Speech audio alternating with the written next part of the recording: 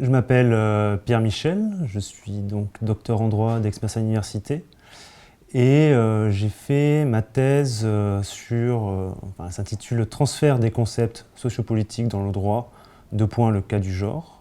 Donc c'est à la suite de mon master 2 en théorie du droit que j'ai fait cette thèse, puisque j'ai fait ma recherche de mémoire sur l'idée de savoir si le genre pouvait être une catégorie juridique.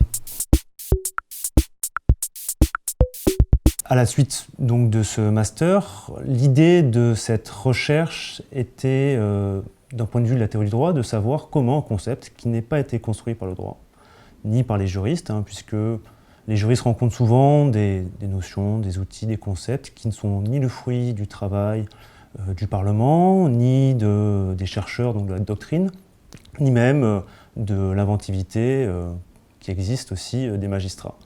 Et donc, c'est de savoir comment le droit va réceptionner ce concept externe et ce qui se passe. Est-ce qu'il se transforme, est-ce qu'il reste intact, etc. Et pour ce faire, j'ai voulu continuer à travailler sur la question du genre, puisque comme le genre est un concept émergent dans le droit, particulièrement au moment où j'ai commencé ma thèse en 2015, mais qui était émergent déjà dans d'autres sciences humaines et même en sciences dures, c'était un peu le moment où il y avait une émulsion dans le droit français, la recherche française sur cette question-là. Et je me disais que c'était bien de voir le transfert en train de se produire. Et pas seulement un transfert qui a été passé, en tout cas, qui a été dépassé. Et l'idée donc de la recherche, c'est pas seulement ce que, on va dire, le droit va faire au genre, mais aussi de savoir comment le genre, lui aussi, en tant que support de revendications politiques, militantes, sociales, peut lui aussi influencer le droit.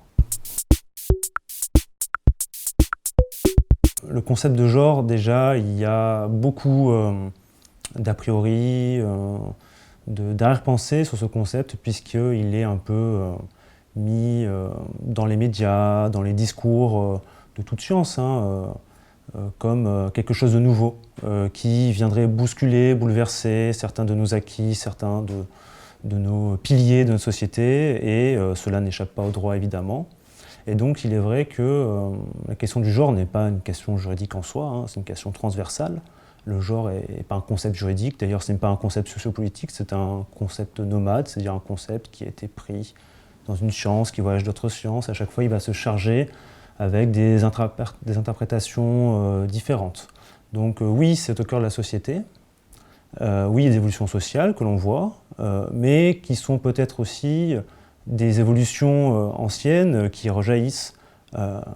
On parle beaucoup en ce moment de la question des personnes trans, et il y a des écrits anciens dans l'Antiquité sur la transidentité ou sur l'intersexuation qu'on appelait auparavant hermaphrodisme. Et donc je ne pense pas qu'il y ait vraiment un renouveau. Enfin, ce n'est pas une question qui est nouvelle, c'est une question plutôt qui est à nouveau mise à la lumière du jour.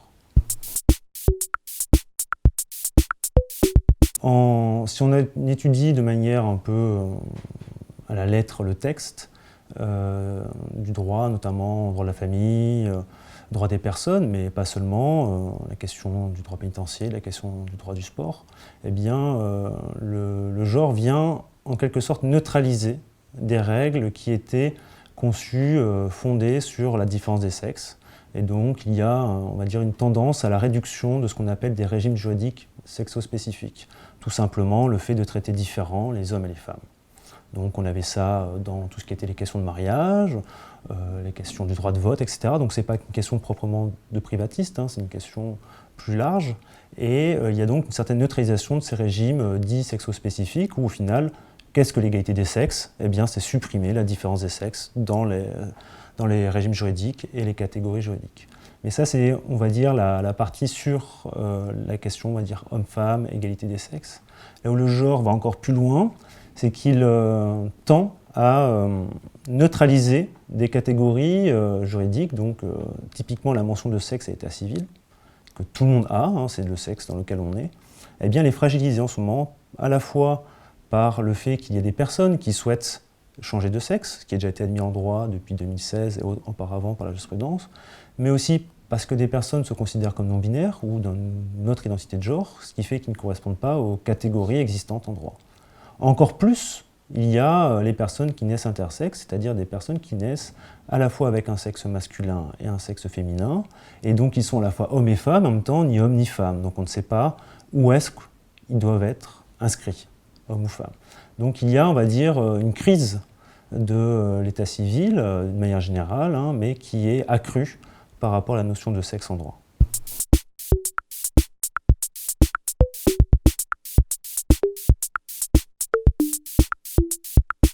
Le droit, il a une mission de validation de faits sociaux, donc c'est une forme de reconnaissance sociale, et cette mission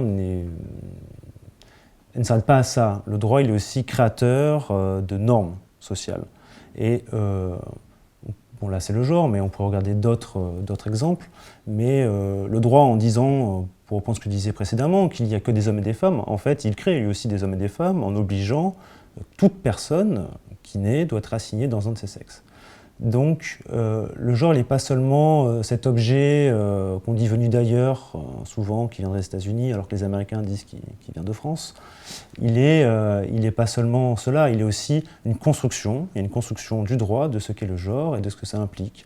Et on voit ça aussi dans, par exemple, l'hétéronormativité, le fait que le droit a pendant longtemps reconnu seulement des relations hétérosexuelles, parce qu'il y avait évidemment une finité procréative, etc., avec l'obligation de consommation du mariage, le devoir conjugal qui malheureusement persiste encore dans certaines juridictions.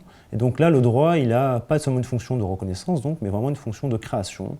Il crée des obligations en quelque sorte juridiques qui vont forger un concept, en tout cas l'image d'un concept qui en l'occurrence celui du genre.